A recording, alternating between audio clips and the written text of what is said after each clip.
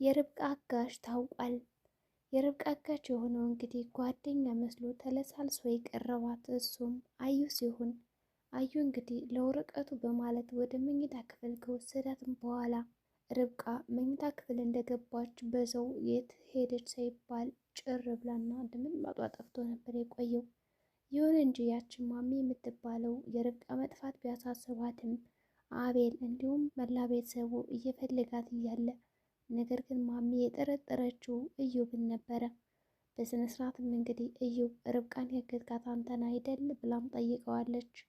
አዩ በዚህ ጉዳይ እኔ ምን አገባኝ ደግሞ ለገንዘብ ብዬ መቼም እንደዛ አላደርግም በማለት ለማሚ መልሶላታል። ይሁን እንጂ እዮብ በእርግጠኝነት አግቷት መላ ቤተሰቡ ባደረገው የፖሊስ ምርመር እንዲያውም ደግሞ ውጤት አዩ እንደሆነ ታውቋል። አሁን ላይ አዩ ተከሶ እስር ቤት ይገኛል። ምክንያቱም እንግዲህ ያንን ለሀብትና ለንብረት ሲል ርብቃን በማገትና አንድ ጨለማ ከሆነ መኝታ ክፍል በማቆር እንዲሁም ደግሞ ለዘመናት ተከፍቶ የማይታወቅ መኝታ ክፍል ላይ አስገብቶ ቆልፎባት ስለነበረ በዛ የተነሳ እንግዲህ አቤል እንዲሁም ሌሎቹም ሲጨነቁ ቆይተዋል። ይሁን እንጂ አቤል ስለ ርብቃ እርግዝና ምንም አያውቅም ነበር። በመጨረሻም እንግዲህ ርች እኔ እኮ ብቻዋን ብትሆን ምንም አይመስለኝም ነበረ፣ ነገር ግን ርብቃ ያው ሁለት ነፍስ ሆናለች ማለት ለአቤል ስትነግረው አቤልም ምን ማለት ነው ይላታል። እንግዲህ ርብቃ እርጉዝ ነች ስትለው አቤል ወይኔ በቃ ነፍሴ ተጨነቀች ማለት እንግዲህ ቅውጥ ያደርገዋል። በይሆን ምን አለበት ነግረኝ ኖሮ እርግዝናዋን ለምን ደበቀችኝ የሚል ጥያቄም አመጣ። ሬችም እንግዲህ እሷ ልትነግር ነበረ፣ ነገር ግን አንተ በጣም ጥሩ ስሜት ስላልነበርክ ሰሞኑን በዛ የተነሳ ልትነግር አልቻለችም ርብቃ እና በጣም ከተረጋጋ በኋላ እነግረዋለሁ በማለት አስባ ነበረ ስትለው ወይኔ በቃ ተበለው ላድናቸው አልቻልኩም፣ ወይ ሚስቴን ወይ ልጅን ላገኝ አልቻልኩም። ከዚህ ተቀምጬ ምንም አይነት ስራ ስለማልሰራ ከዚህ ቤት ወጥቼ እንግዲህ መፈለግ አለብኝ በማለት ለመፈለግ የተለያዩ ነገሮችን ሞክሯል።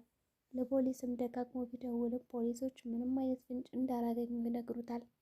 የመጨረሻ ሀሳብ ብሎ ያማከረው እንግዲህ አዩንም ነበረ። አዩንም እንግዲህ ርብቃ እኮ እርጉዝ ነች፣ አሁን ደግሞ ስትጠፋ በጣም ይበልጥ ተጨነኩ፣ ምን ይሻለኛል በማለት ለታናሽ ወንድሙ ቢያማክረውም አዩ ግን እንዴ ምን ሆነች በማለት ምንም እንደማያውቅ ሰው እንግዲህ ሽምጥጥ አድርጎ ክዶ ርብቃ እኮ እርጉዝ ናት ብሎ ሲነግረው እንደ አዲስ ምን በማለት እንግዲህ አዩ ለማስመሰል ይሞክራል። አዩ ከምንም በፊት ቀድሞ ያወቀ ሲሆን ስለ እርግዝናዋ ግን አቤል ሲነግረው ምንም እንደማያውቅ ነበር። እንዴት ሊሆን ይችላል በአንድ ቀን በማለት ነበር የመለሰው። አቤልም እንግዲህ ስለ ጉዳዩ አስረድቶት ስለነበረ ከዚህ በፊት የተፈጠረውን የዛን ቀን ሌሊት እንግዲህ መድኃኒት እንዳልወሰደች ነገረችኝ እና ሰጥቻታለሁ ብያት ነበረ። ርብቃ ግን አልወሰደችው በማለት ይመልስለታል። በዚህም የተነሳ እንግዲህ አዩ በጣም ደስ ይላል በማለት ያው ለማስመሰል ያደረጋቸው አንዳንድ ጥረቶችም ነበሩ። አቤልም እንግዲህ ያንን በርማ መክፈት አለብኝ ይላል። አዝቴ የተባለችው እንግዲህ ወደ ውጭ ስትሄድ የርብቃን አንድ እግር ጫማ ካገኘችውም በኋላ የርብቃን ጫማ እኮ እዛ አካባቢ አገኘሁት ብላ ለሪች እና ለሌሎቹ ታሳያቸዋለች። አቤልም ተጨንቆ ስለነበር እንግዲህ ወዴት አገኘሽው በማለት ይጠይቃታል። እሷም የሆነ መኝታ ክፍል አለ የተዘጋ በር እና እሱ አካባቢ ያገኘው ብላ ትነግረዋለች። በጣም ደነገጡ። እንዴት ከባዶ ቤት እና ለዘመናት እንዲሁም ደግሞ ለብዙ ዓመታት ተቆልፎ ከነበረው ቤት ገብታ ልትቀመጥ ትችላለች? እዛ ውስጥስ ምን አለ በማለት ተጨነቀ። ወዲያውኑ የዛን በር ቁልፍ ለመፈለግ ይሞክራል። እናቱም እንግዲህ የለችም። የት ነች ሪች በማለት እንግዲህ ማሚ ይጠይቃታል። ማሚ አሁን ወደ ውጭ ወጥታለች ትለዋለች። እንግዲህ አቤል በጣም ተናዶ ስለነበረ ይቺ ማሚ በቃ እንደው ቤት ውስጥ መቀመጥ አትወድም አይደለም፣ ምንድን ነው በቃ እየወጣች የሚያከራትታት በማለት ይናገራል። ለማንኛውም እስከምትመጣ መጠበቅ አለብን በማለት ይጠብቋታል። በሌላ በኩል እንግዲህ አዘቲ ለዛች ላለቃዋ ደውላ መቲ ለምትባለው ይኸውልሽ ጉዳዩ በጣም ከፍቷል፣ እንደዚህ መሆን አልነበረበትም፣ ጠፋች እኮ ታገተች እኮ ማለት ትመልስላታለች። እንግዲህ መቲ ምንም አልመሰላትም። ርብቃ እንደጠፋች ስትነገር እንግዲህ በፈገግታ ነበር የተቀበለቻት። እሰይ ደግ አደረጓት። ምክንያቱም እሷ ያሰበችው እቅድ አለ። የርብቃ ልጅ ወደዚህ ምድር እንዳይመጣ መርዝ ሰጥታ እንግዲህ ልገላገላን ነው። ይሁን እንጂ አዝቲም በቃቸው በማለት ስልኩን ዘጋችው። ከዘጋችውም በኋላ ነበረ ቁጭ ብላ ኬችን እየተገዘች የነበረው። ሪችን መጣችና አዞ በሰላም ነው እንዴ? ምን ነው እንደዚህ ተግዘሻል? ስትላት አይ በቃ ምንም አልሆንኩም ዝም ብዬ ነው። ታውቂያለሽ በጣም ችኳኮ በጣም የዋህና ጥሩ ነበረች። እንደዚህማ ሊከሰትና ሊሆንባት አይችልም፣ መምጣት አለባት በማለት እንግዲህ ጠየቀቻት። ይሁን እንጂ አይዞሽ ሳትመጣለች ርብቃ እንደዚህ ጠፍታ አትቀርም ትላታለች። የተለያዩ ማጽናኛ ቃላት ያለቻቸውን በሙሉ ሰጠቻትና አዝቴም እንግዲህ የተሰጣትን ገጸ ባህሪ በደንብ ተጫውተዋለች። ምክንያቱም ማስመሰል ነው ስራዋ። ከሁሉም ደግሞ ገንዘብ ነው የምትቀበለው።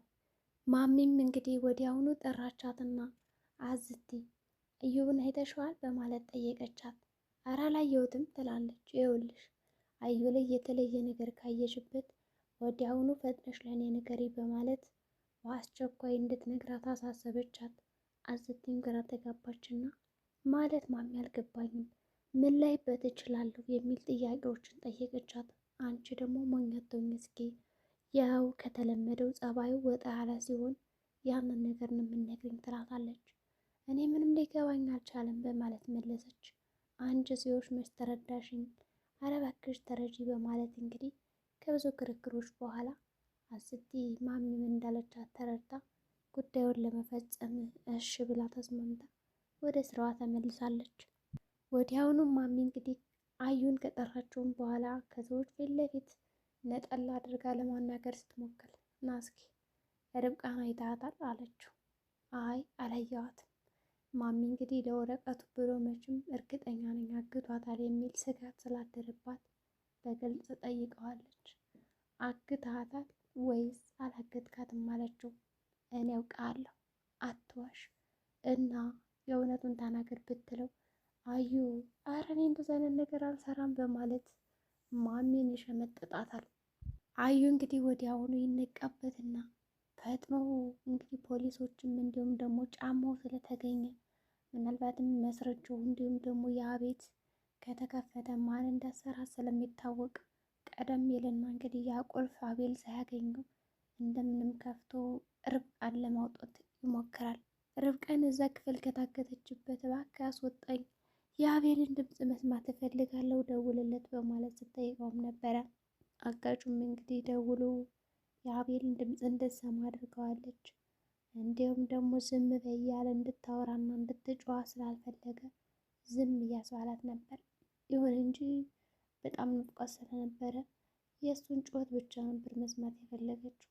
አቤልም ወዲያውኑ ስልኩን ዘጋባት።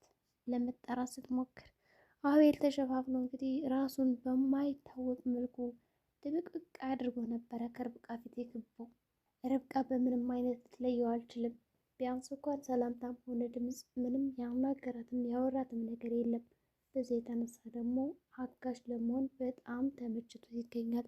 ማንም ሳይነቃበት ካገታት እንግዲህ ወዲያውኑ ፈቶ ደግሞ ይሰዳታል። አዩም የተለያዩ ምክንያቶችን ተጠቅሟል ከዛ ቤት ለመውጣት። በተለይ ከአቤል ቀድሞ ለመውጣት ከዛ ቤት ያደረገው ጥረት በጣም ድንቅ ነበረ። ጓደኞች ደውለውብኛል፣ እኔ ወጣ ማለት አለብኝ እና በኋላ እከተላችኋለሁ እናንተ ፈልጓት በማለት ይሄዳል። ሪችና አቤልም እንግዲህ እሺ በማለት ይወጣሉ። በሌላ በኩል ሪች እንግዲህ ለአባቷ ደውለን እንንገረው ወይስ ለወንድሟ እያለች ስታመነታ እነሱማ መስማት የለባቸውም። አባቷ ተመልሶ ሊሄድ ነው እንግዲህ ርብቃን ሳያት ምን ይሻላል በማለት ነገረችው። እንግዲህ ወዲያውኑ ተጨንቋል። ያው ወደ ገጠር እንደሚሄዱና አባቷ እንደምታየው ነግረው ነበረ። ግን ደግሞ አባቷ እየጠበቃት ነው ለማየት እሷ ደግሞ አሁን ታግታ ትገኛለች። በዚህም እንግዲህ ተጠበው ተጨንቀው ነበር። በመጨረሻም እንግዲህ ርብቃ ከደወለች በኋላ አይኔንም እጄንም አስረውኛል፣ በጥቁር መኪና ነው የመጣሁት፣ እዛ አካባቢ ነኝ ና ውሰደኝ በማለት ትደውላለች። ወዲያውኑም እንግዲህ ፈጥነው ሂደው ያመጧታል። ሶስታቸውን እንግዲህ እንዳይነቃበት አዩ ራሱ ሂዶ አመቷታል።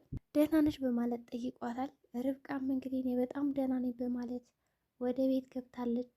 ከገባችም በኋላ እንግዲህ እርጉዝ እንደሆነች ስለሰማ አሁን እንክብካቤ ያስፈልጋታል። ማሚም እንደሆነ ደህና ነሽ በማለት ፊቷን አኮሳትራ ተቀብላታለች። አቤልም አዎ ደህና እንደሆነች ማያይሻት ነው አይደለ ይላታል። እንግዲህ ታዲያን የምን ላድርግ ደህና አይደለች፣ ለማንኛውም ግቡ ትላቸዋለች።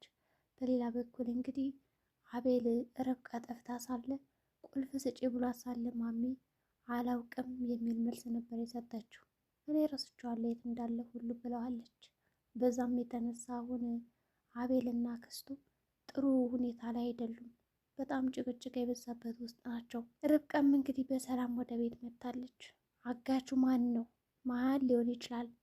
ማቲ ወይስ ደግሞ አዩን ያገታት ወይስ ደግሞ ማሚ ነው? የእናንተ ሀሳብ አስተያየት ምን ይመስላል? በቀጣይ ቪዲዮ እስከምንገናኝ መልካም ጊዜ ይሆንላችሁ።